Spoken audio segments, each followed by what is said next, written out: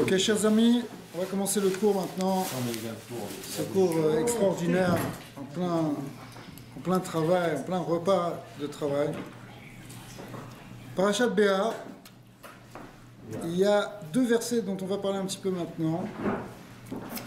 Au début du Sheni, c'est marqué Vechit imkeru mimkar la amitecha okano miyad amitecha altonu ish et achiv. C'est une loi qui nous dit que lorsqu'on fait une transaction commerciale, on ne doit pas abuser financièrement de la vente ou de l'achat qu'on fait.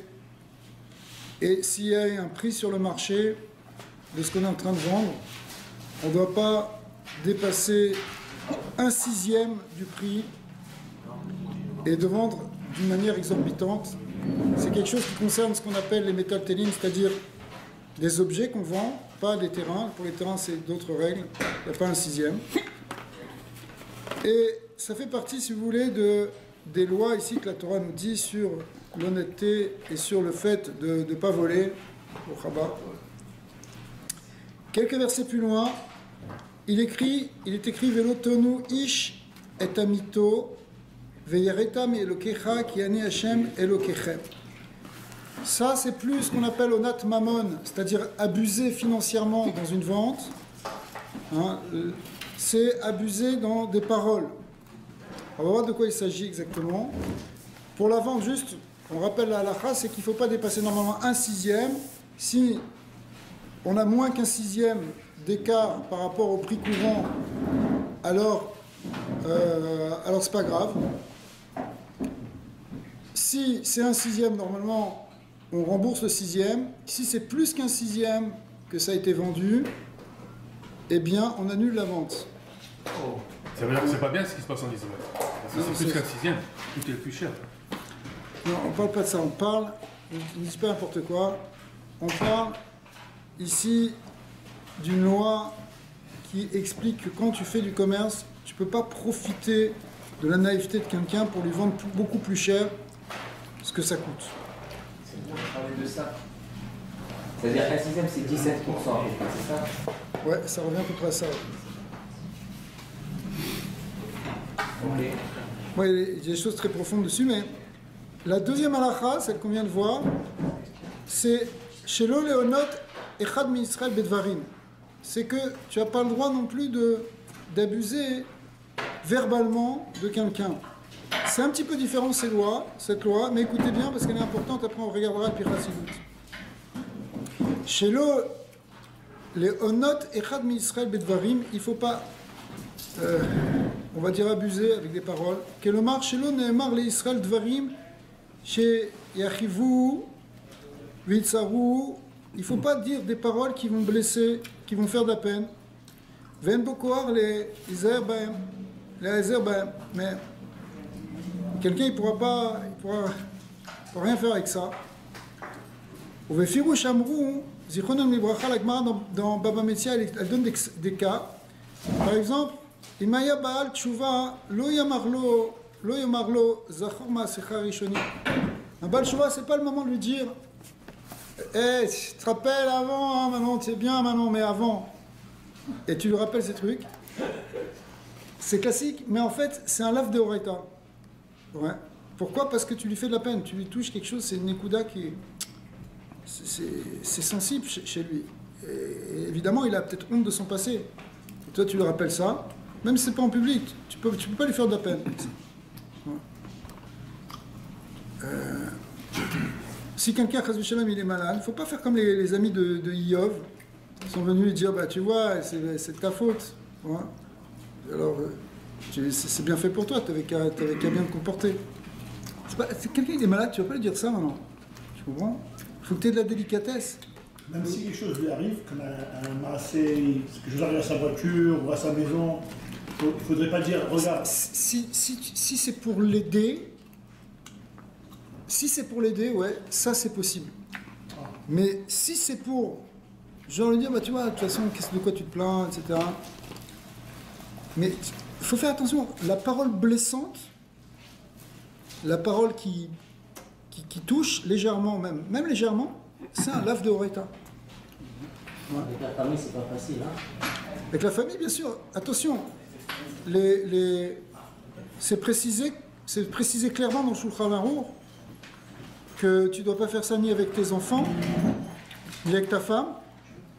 Et même le Shulchan Aruch, il précise. Même avec la belle-mère. Même ta femme, tu es sûr? Le Shulchan Aruch, il dit, et avec sa femme, il faut faire encore plus attention. Et la belle-mère? Je t'arrête. Avec ta femme, il faut faire encore plus attention, parce qu'elle a les larmes faciles, dit le Shulchan Aruch. D'accord? Pourquoi? Parce que, ça y est, quelqu'un qui est encore plus fragile, si tu veux, plus la personne elle est fragile et dépendante de toi, et plus tu as une responsabilité de pas la mettre mal à l'aise, plus que mal à l'aise, de la faire souffrir en fait.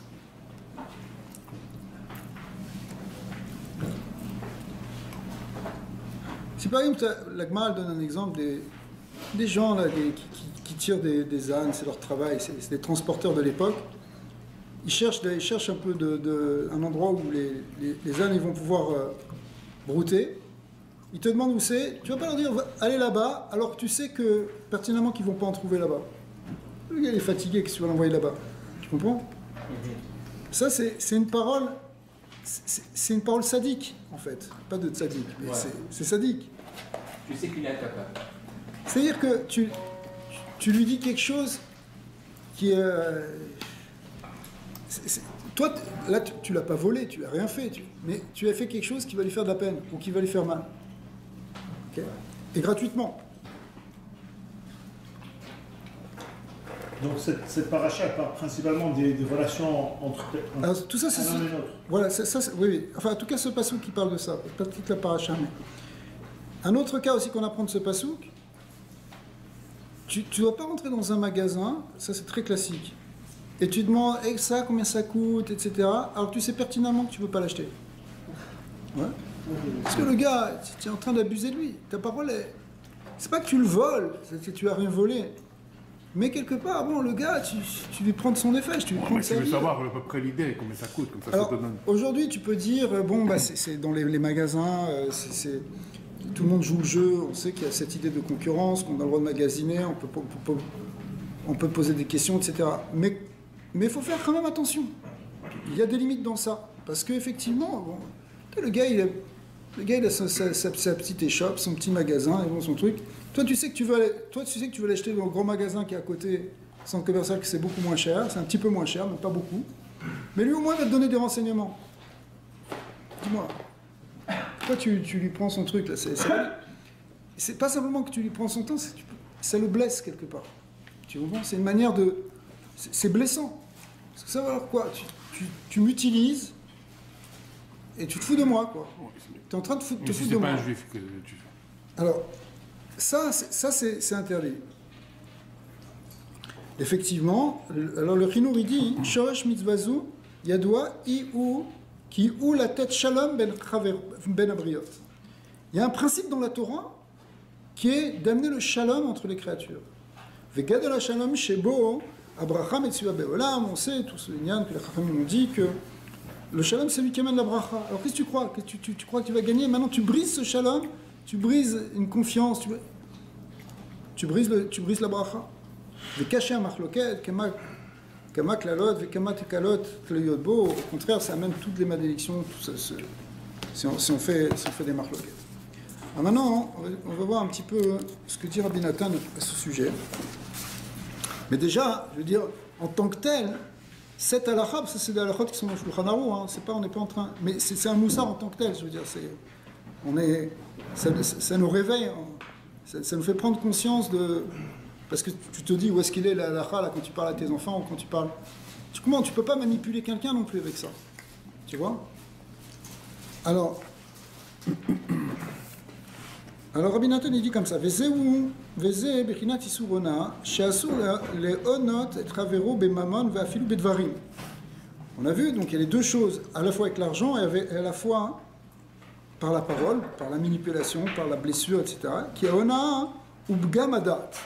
Il explique maintenant un peu plus profondément, c'est qu'en fait, ce que tu fais quand tu fais cet ona, cet abus, en fait, tu trompes quelque chose, c'est-à-dire, au lieu d'avoir un esprit clair et de faire comprendre les choses clairement et de ne pas être hypocrite et pas de montrer quelque chose de faux, etc., tu es en train de de toucher la compréhension ici, la perception de la vérité. Donc c'est ce qu'on appelle un bgam adat, qui m'attête d'atravero, parce qu'en fait tu es en train de tromper l'esprit de ton prochain.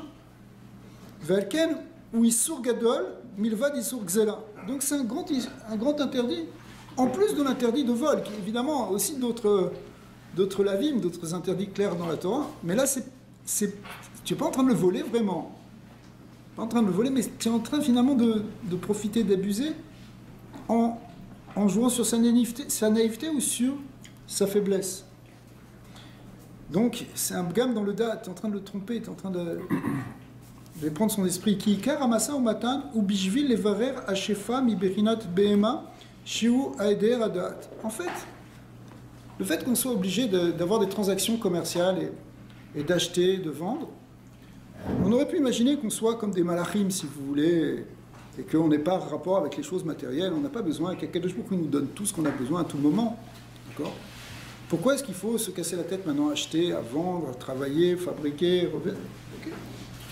En fait, cette situation-là, qui n'est pas, si vous voulez, qui est la situation de l'homme, de l'humanité, mais qui est celle de l'humanité après la faute d'Adam Arishon, une fois qu'on est sorti du Gan Eden.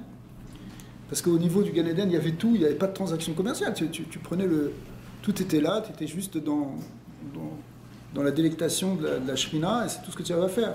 Et tous les fruits étaient là dans le Gan Eden. Mais maintenant qu'on est descendu sur ce monde et qu'on a ces échanges à faire, en réalité, ils ont un but, ces échanges, c'est de nous affiner, et d'affiner justement, de nous sortir de ce côté animal dans lequel on est, et dans lequel on est plongé, si vous voulez.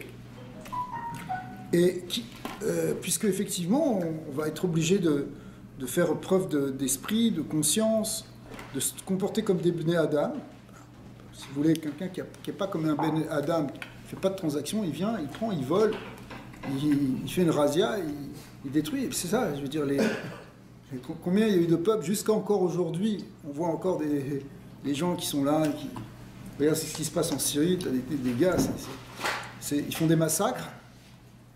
Il reste au niveau, si vous voulez, pas de l'humain, mais de l'infra-humain, qu'on peut appeler l'animal ici, bien que quelque part c'est une insulte pour les animaux de les traiter ces gens-là d'animaux, parce que les animaux ne sont pas aussi sauvages et aussi cruels en tout cas.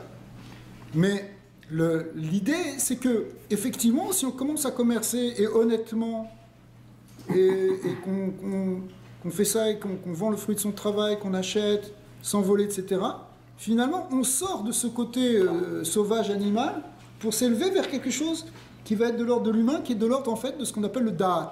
Le da'at qui est la conscience, l'esprit. Ou kesheme ane et travero bemasa ou matan ou mateu ou pogem ba'dat kenal. Mais au contraire, quand tu commences à le tromper, etc., finalement, tu es en train de redescendre dans ce niveau inférieur, et donc c'est un gamme. Dans le da'at, tu endommages la conscience, tu endommages l'esprit, ce niveau, si vous voulez, qui est porté par l'honnêteté humaine, qui est ce niveau de conscience de l'être humain, qui a conscience de l'autre, qui a conscience de sa place dans l'univers, etc. Et du coup, on n'arrive plus à ressortir de cette dimension animale qui est en nous. On a vu il y a quelques semaines que, précisément pendant toute la période du Homer, on travaille beaucoup là-dessus pour essayer de sortir, pour se préparer justement au grand da'at qui est celui de Matan Torah. Mais en tout cas, quand on fait la Hona, ça a l'air de rien, ça a l'air d'être insignifiant. Tu n'as pas volé à personne, tu l'as vendu un peu plus cher, ou tu lui as dit quelque chose, mais de toute façon, qui va voir que tu l'as un peu blessé, c'est pas grave, de toute façon, je ne l'ai pas frappé, je l'ai pas... Non, eh bien non. Quelque part, tu t'es abaissé dans quelque chose qui devrait pas être de l'ordre de l'humain. Un être humain, il a du da'at, c'est-à-dire qu'il a de la conscience, et il a donc une attention vis-à-vis de l'autre. Mais si on fait ça, si on tombe dans ces petites choses qui n'ont pas l'air très très grandes, malgré tout, Adraban Nofel Yoter, les Shefash el Behema, en fait on est en train de se descendre à un niveau, se dégrader si vous voulez, à un niveau qui est de l'ordre de la Behema. À l'idée chez Pogem Badat, à l'idée on a alors, on a dit tout à l'heure en vitesse que c'était un sixième pour l'argent. Alors on va voir un peu ce que représente ici ce sixième. D'accord ? Un sixième, ça veut dire, par exemple, si un... Voilà, je ne sais pas, si par exemple voilà, ici on vend éventuellement des métaux. Alors si le cours de l'argent ou de l'or est à tel cours, c'est le cours qui est officiel, tu ne peux pas maintenant vendre quelqu'un, tu te dis, bon, de toute façon il ne connaît pas grand-chose des cours, je vais lui vendre 20% au-dessus ou 25% au-dessus du cours. D'accord ? Même s'il y a une labeur. Alors attention, alors ça c'est différent, parce que je parle si tu vends le métal brut, là tu l'achètes, etc. Tu prends comme ça. Alors ça c'est un problème, parce que tu abuses, tu comprends ? C'est trop. Non, évidemment que si tu as fait une bague, alors ça c'est autre chose. C'est le prix, c'est le prix du travail, le prix du service, le prix des employés, etc. Tout ça c'est ton calcul qui fait que tu dois aussi gagner ta vie, etc. Mais l'idée c'est de pas...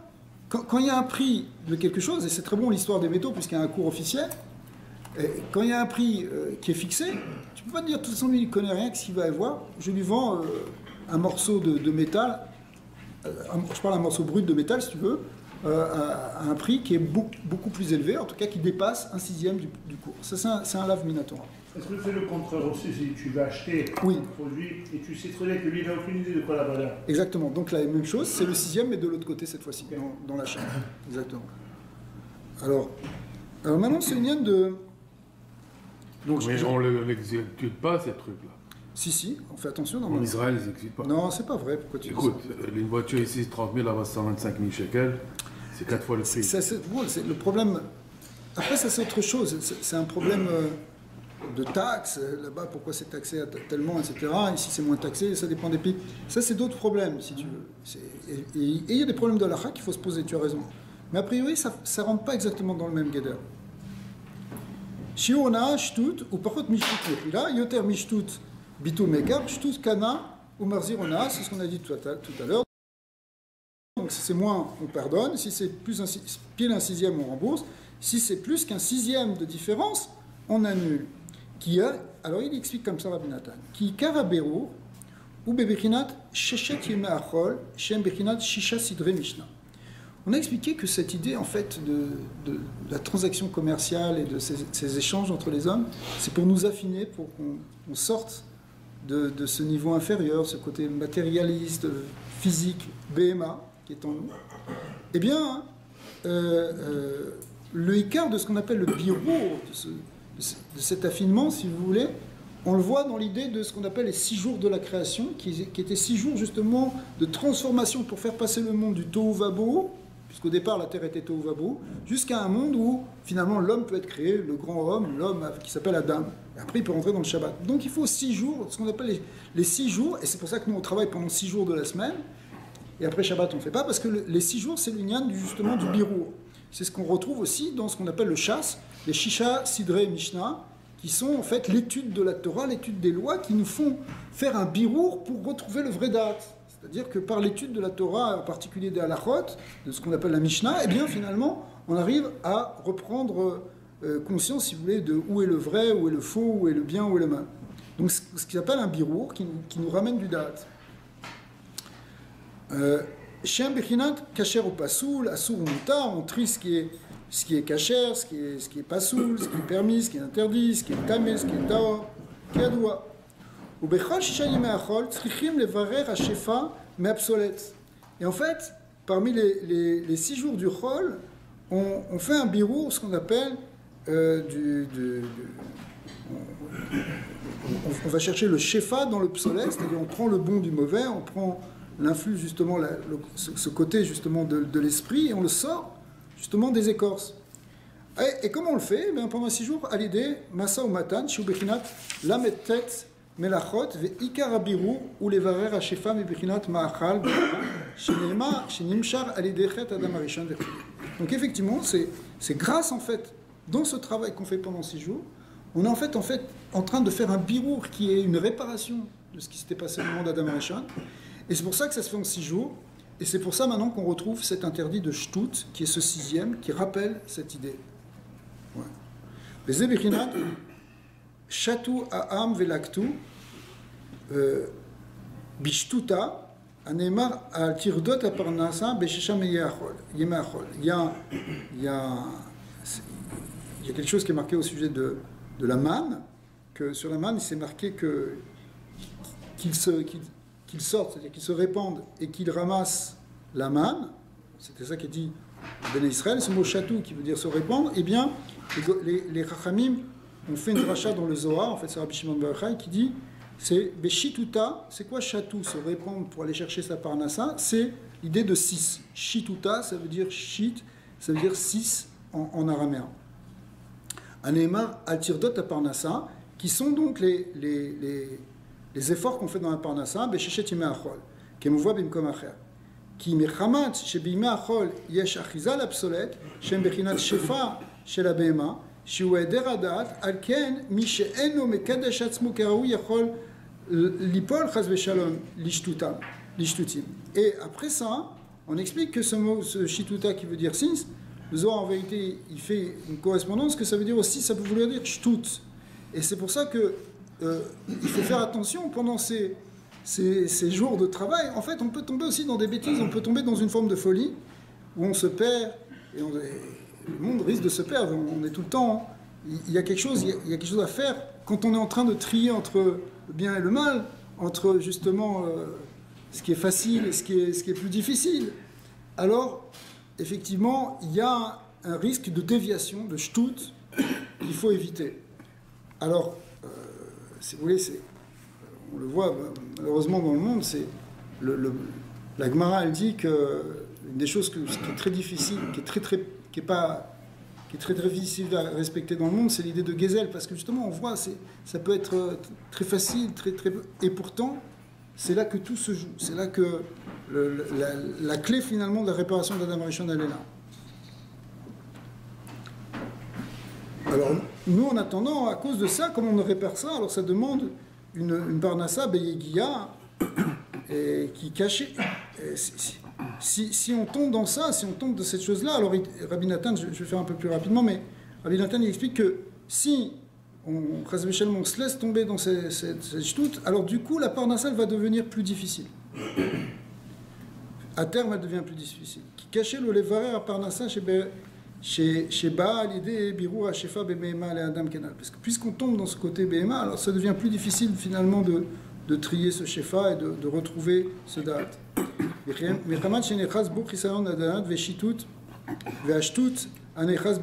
Pourquoi? Parce qu'on tombe finalement, on risque de tomber dans ce côté Behema, dans ce côté de Shtut, qui est la même chose, qui a une absence de Da'at. En fait, ça vient de ce côté des klipot qui sont là depuis Adam Arishon. Parce qu'on est tombé dans ce côté de Behema. Maintenant,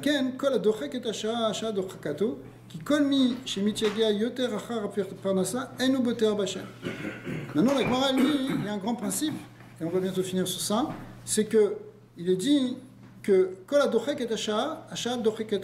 c'est-à-dire que si quelqu'un il veut trop en faire, parce qu'il veut absolument gagner plus, finalement, ça va se retourner contre lui. Pourquoi? Parce que s'il fait ça, il est en train de montrer quelqu'un qui en fait trop d'efforts par rapport à la parnassa, finalement, il montre qu'il n'est pas boter bachem. Il montre que c'est comme s'il est en train de nier qu'Akadosh Baruch Hu, il peut lui donner une parnassa de manière assez facile. Et ça veut dire qu'il ne cherche pas le vrai da'at. Donc si tu es trop pris dans l'esprit de ta parnassa, 24 heures sur 24, tu es là, tu es que ça, et tu penses que ça dépend que de ça, et que c'est que toi, il faut... Alors ça veut pas dire qu'il ne faut pas que tu sois responsable. Dans ce que tu fais, tu dois être responsable. Mais en même temps, tu dois être responsable avec le bitachon bachem.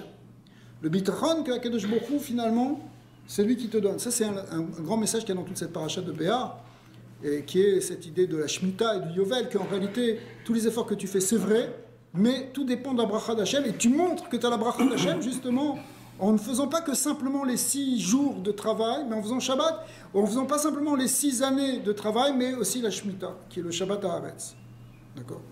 Donc, c'est comme ça qu'on montre qu'au contraire, on n'est pas simplement dépendant du physique et de la BMA et du côté, etc., mais au contraire, qu'on s'en remet à Kadosh Baruch Hu, et c'est là qu'on fait remonter le da'at. Alors ça se trouve dans les relations interpersonnelles, justement en ne volant pas, en ne blessant pas, etc.